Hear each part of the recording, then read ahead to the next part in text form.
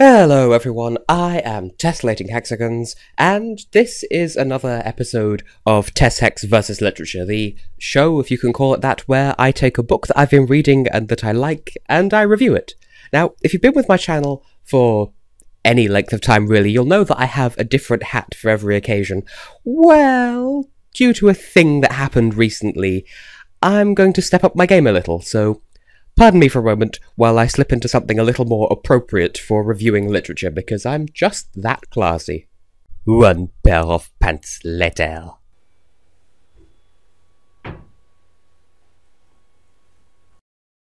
There.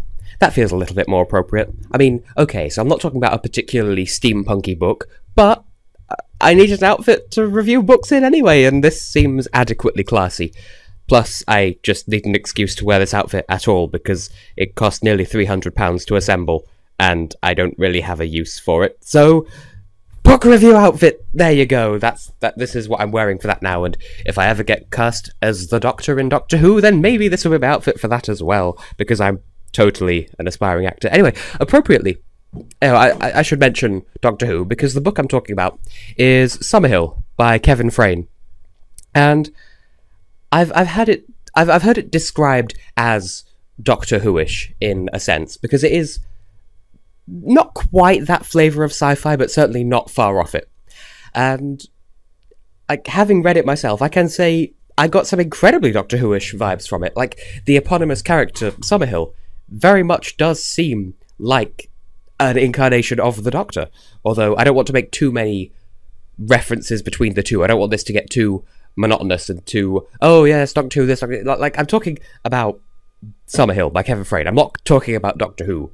It's just easy to make comparisons because eccentric-ish character going on a journey throughout various worlds and times. You know how it goes. So I'll start, as always, by reading the back of the book, just to give you an outline.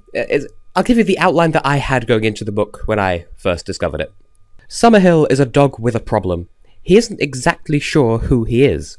Living alone in a desolate world as its only inhabitant, he has no memories of his previous life, only the tantalizing clue that the answers he seeks may lie with a mysterious woman named Catherine, the hostess on a cruise ship that sails between dimensions.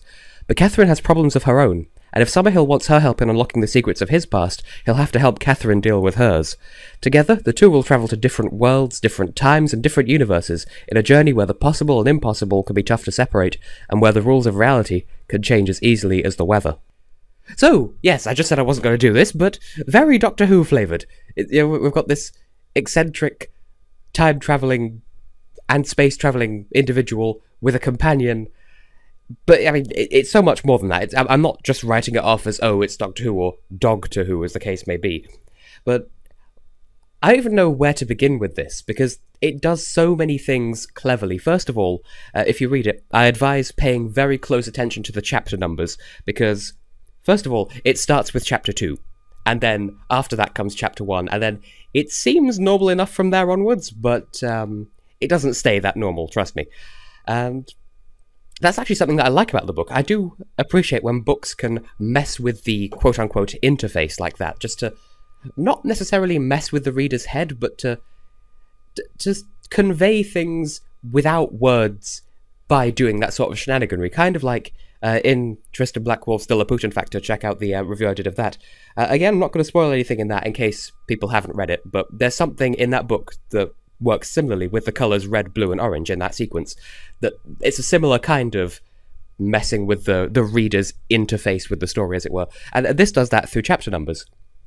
And I'm not really sure how to go about describing this, really, because I won't say that the story is all over the place as a criticism, but like, the story adequately reflects itself. And that's not me saying, oh, a crocodile is shaped like itself, or going all Shakespearean on it. What I mean is, like, the story, I'd hesitate to call it a mess, because it's not a mess, it's organized chaos. Like, it's not told in, like, order, sort of. Like, it's not backwards or jumbled up or anything, it's just there are some interludes that don't take place chronologically. It's best described by something that happens in the book where, I don't want to spoil too much, but there's this analogy of leaves floating on a stream, and like some leaves are diverted by little ebbs and flows and currents and whatever, and then there are fish that can jump out of the water and back and forth, and obviously the stream is an allegory for time, and then there are people who can sort of blip about through it, and that's kind of a good example of what the story is, because the story reflects what the story's telling. That's what I'm trying to say here. And see, as a result of that, it's sort of difficult to summarize or describe, but what it does well. Now, I will say, I was warned beforehand, I don't remember how, but I think it was reading someone else's review of it, but there is one sex scene in this book, but, like, if you're only skim reading it, you wouldn't be able to tell, because it's not smut for the sake of smut. It's, like, an emotional sort of rite of passage, kind of, but at the same time, it's more like a drug sequence than it is a sex sequence, and that's not a negative thing. Like, it's an important plot point, but it's of emotional significance to Summerhill as a character, and like it's not there just to titillate the reader. In fact, like I said, unless you take a moment to think about it, or unless you've been paying really close attention, you'd be forgiven for thinking, well, or rather, not immediately realizing that it's a sex scene, because it's not described in a sexual way, and that's very much to the credit of Kevin Frane, the author. Now, I will concede that the book isn't without its flaws, because, as I said, the theme is kind of organized chaos, and so, as a result, there are some bits that may be a bit difficult to follow.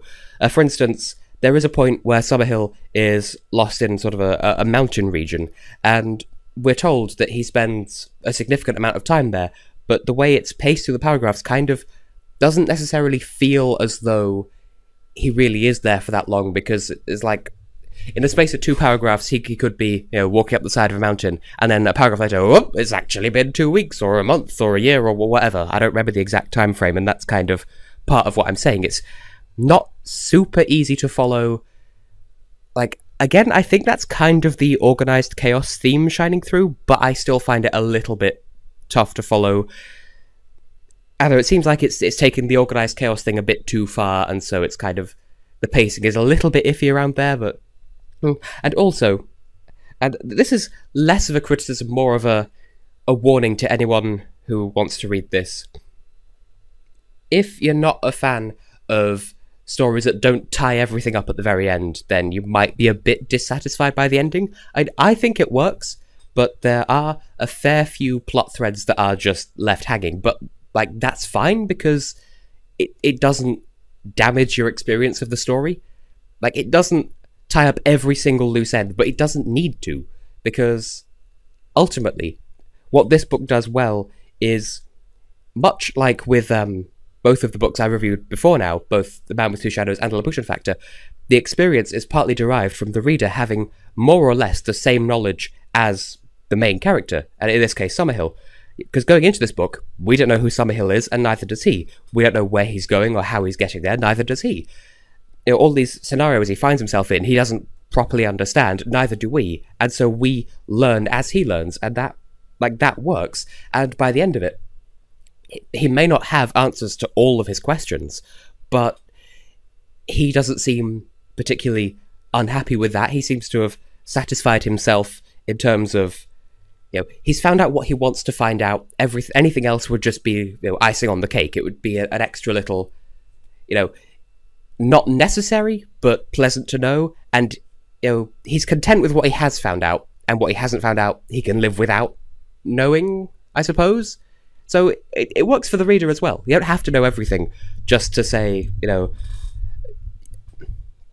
don't have to know absolutely everything to have a fully engaging and satisfactory experience. And I think that sort of ending, to be delivered in a satisfactory way, I think it must be difficult to do, and so I must absolutely commend Kevin Frane for writing it successfully.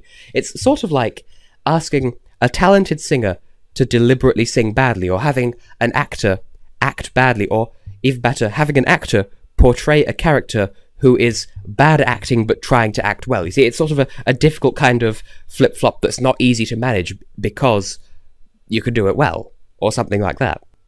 What else can I say about the book. It would certainly make for a good, short TV series or film or something. I think I would very much enjoy seeing it. I will say, with the whole loose plot thread kind of not all tied up by the end, but that's fine. That does potentially leave the door open for a sequel. Now, I don't want people to think that I only review books that I want to see a sequel for, or that every time I read a book, I'm going to sell myself out by saying, oh, a sequel, or that my desire to see a sequel of anything that I've said so far should be worth any less, simply because there's a possibility for it here. Like, I'd be content with the whole Summerhill thing being left where it is, but if there's more, I will quite happily read it, consume it. Perhaps the plot threads do get tied up in the end, perhaps they're of significance later down the line, but I think it's fine with the frayed edges that it leaves behind at the end. That works in favour of the book, and so I suppose it's kind of, you're just as happy not knowing, because then you can keep wondering, and if you don't want to, then you can be at peace with what you know, and so there's a strange kind of freedom of choice at the end there, if you think about it. And I think that's all I have to say, really. I know I've not got into too much detail about it. There's not really much I can say.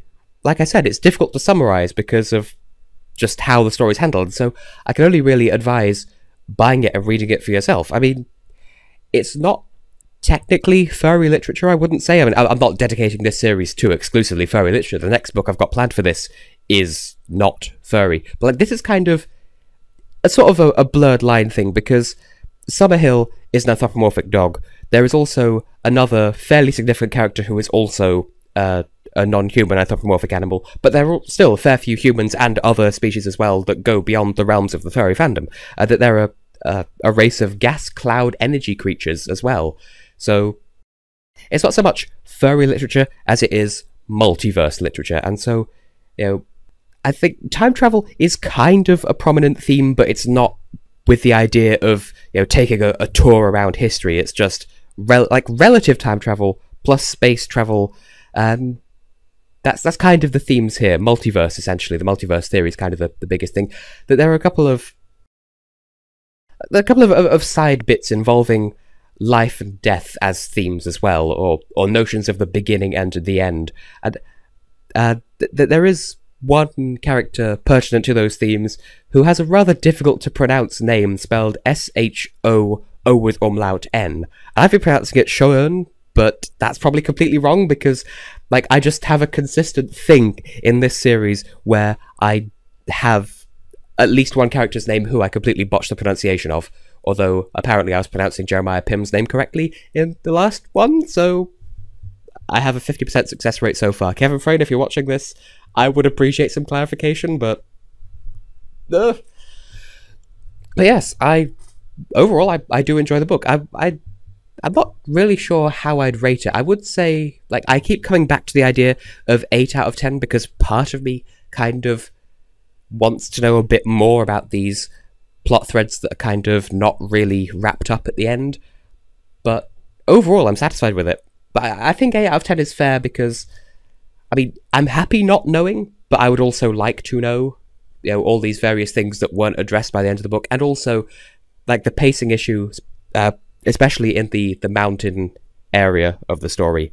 That kind of, it wasn't bad, it just stuck out in my mind as, hang on, this is a bit difficult to follow, only a bit difficult.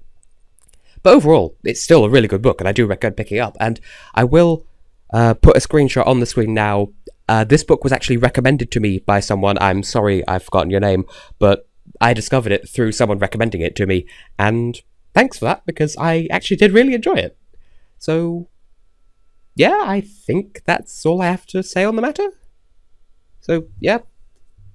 Kevin Frane, Summerhill, read it if you're into multiverse stuff. There's a good element of mystery to it as well. So, Doctor Who, or Dog to Who, if I may repeat the pun, I think is the best analogy for it. So, essentially, if you enjoy Doctor Who, you will enjoy that, guaranteed.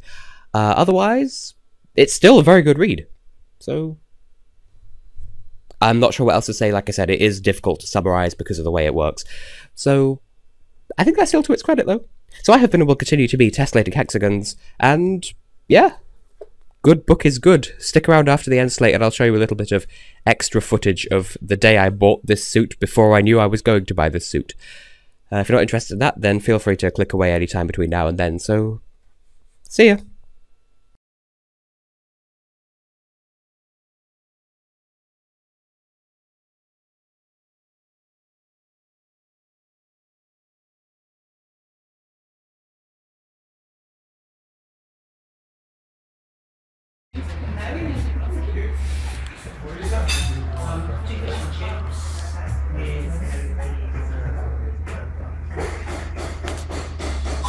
What the fuck? We did that thing where we met up again. Yeah. I would say we really must stop meeting like this, but no. Are you getting bored of me or something? Bruh.